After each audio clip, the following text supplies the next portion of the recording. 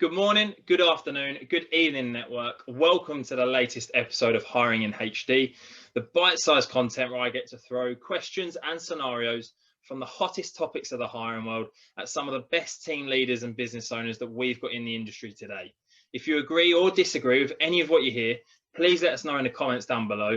If you enjoyed it, give us a like, but most of all, don't be afraid to get involved in the conversations. And a massive welcome to Charlotte, the internal recruitment partner at Thought Machine. Charlotte, how are you? I'm good, thank you. How are you? I'm really well, thank you, really well. Thanks for giving up your time to do this as well. No, of course. Thank you for asking me. No problem at all. We'll jump straight into it if that's all right. Ask some questions, get your thoughts and go from there. Yeah, sounds good. Okay, Charlotte, a question then. Because you've done external and now on the internal side, can you see why external agencies tend to get a bad reputation? 100%. Yeah. To know that you're receiving, CVs of people that just aren't relevant for the role. I mean, we already have our own challenges where you have a lot of direct applicants that come through the platforms that we use. So you're going through those, then you're receiving all these different CVs from recruiters that think they've got the perfect person for you, and actually they're totally not. And it's the small things like spelling the company name wrong, spelling my name wrong. I never saw it before when I was in agency, that now I'm on the other side. Actually, it's quite evident. What's your first thought when an external agency approaches you with a low fee? Personally, that's not the first thing that I would look at. I would not look at the fee. I would look at the person that they're sending and also the company that's sending them or the agency that's sending them. So for me, branding is huge. If I know the agency, even better, because then I've already formed an opinion of them. So I don't necessarily look at the fee. The fees can vary from 10% to 30%. The agency side of me would go, oh God, why are you going in so low? Because that just tells me that your quality of work isn't as high as, say, agency B. Post-COVID world, you saw those fees slash in half because people were desperate to get companies on and to bring people on.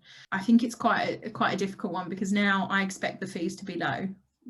Regardless of who approaches, just because of the situation that everyone's in. Okay, Charlotte, so a scenario that I'd like to put to yourself that you must see a lot then. Let's say you receive the same CV from two completely different agencies.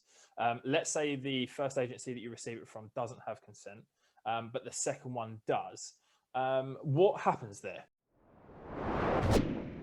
For us, it's who's uploaded the CV first on our system that we get people to upload them on. So our ATS. So if agency A has uploaded the unconsented one an hour before agency B, as far as we're aware, we wouldn't know that there was an unconsented there. We would literally just say to agency B, sorry, this person's already been submitted.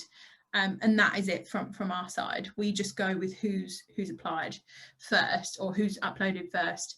But then if there was pushback, which I have seen before, I would actually contact the candidate directly and ask them.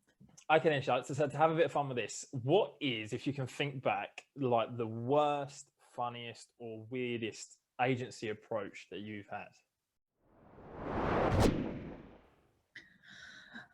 An agency that had previously worked with us, they were obviously having a conversation between themselves, but where they had worked with us before, they had one of our engineering managers' email addresses, and these two agency recruiters were actually having a conversation about one of our jobs that we had available, and were talking about it on an email chain, and accidentally had added our engineering manager into the email chain. So he sent it to us going, oh my God, this is a brilliant way of approaching. Like, they're really honest. They're like, there's no walls up or anything like that. And I was reading through it and I was thinking, oh my goodness. And they were saying stuff. They were talking about colleagues that they work with, like bashing them, bashing some competitors of ours and stuff like that, saying, oh, this role is perfect for this person. And it wasn't until we actually got in touch with the people and like, by the way, you do realise you're sending these kind of emails to not only our engineering or one of our engineering managing directors, but now also to the recruitment team. And they were like, oh my goodness, we're so sorry. But anyway, like, do you want to see this candidate? Like, we can send him through, we'll upload him to your ATS, just give us the details. It was just like the audacity. And I mean, I won't name the agency, of course, and the names, but some of the stuff they were saying in there, and they're being so mean about some of their colleagues. And I just think, oh gosh, I think it was a mistake to begin with. And then they thought, oh, you know what, we'll just try and turn it around. Okay then, so it's only probably fair I ask you this question as well then off the back of that. What makes a good approach? What's one that stands out for you, or what gives an external agency a better chance of standing out from the crowd and working with someone like yourself? It just an informal approach, like, Charlotte, are you still hiring? Or, you know, Charlotte, I've seen this role, are you still looking? There's no faff. I like agencies that are specialised in a specific area. For example, if an agency, let's take compliance, is a compliance specialist, I will more likely take a candidate from them than I would a general agency that covers all. Or if there's a special department that works solely just on compliance candidates from, you know, high load companies or anything like that, or like ex-Googlers or anything, ex-Facebook or ex-Spotify or ex-Amazon, instantly I'm attracted. You know, I've had it before where it's just a constant essay. I stop reading after the first sentence. Like, if you don't grab me in that first sentence, I won't see it. So I think for me, that's why I quite like LinkedIn. Okay, Charlotte. So another question I'm really keen to ask, because it's a massive topic at the minute with external agencies, about the whole contingency versus retained. From your point of view, how would you like to work with them? That's a good question, that. So for me, it purely depends on the role. I wouldn't want to put someone on a retainer for what I would deem a standard hire in a business. It's a difficult one. So at the moment, or I say at the moment, we're hiring we had an agency that was an executive search agency that was working with us on it. But they were like, we want this amount up front. Once we hire the position, then once we get someone else in, we want this amount, and then after the 3 months we'll want this amount, which was fine, but they haven't delivered on this role. So to us, you know, we feel a bit maybe burnt because we've spent money on the initial retainer, but they've not done anything. But yeah, we've had it before when I've had agencies that are trying to push back end or SRE candidates, when actually, you know, our talent team have such a deep pipeline of that. There is no need for us to have any kind of retainer, because I can guarantee we can look on our talent pool and grab someone else out without having to use agency. I think retained has this perception as well that you're going to deliver. So if you don't deliver, you'll be gone. You set people's expectations too high. And I think that's a real tricky one. Okay, Charlotte, final question then. You yourself are about to start a brand new business venture tomorrow, and you can have any business partner you like, any walk of life, past or present, literally can be anyone you like. Who would you pick?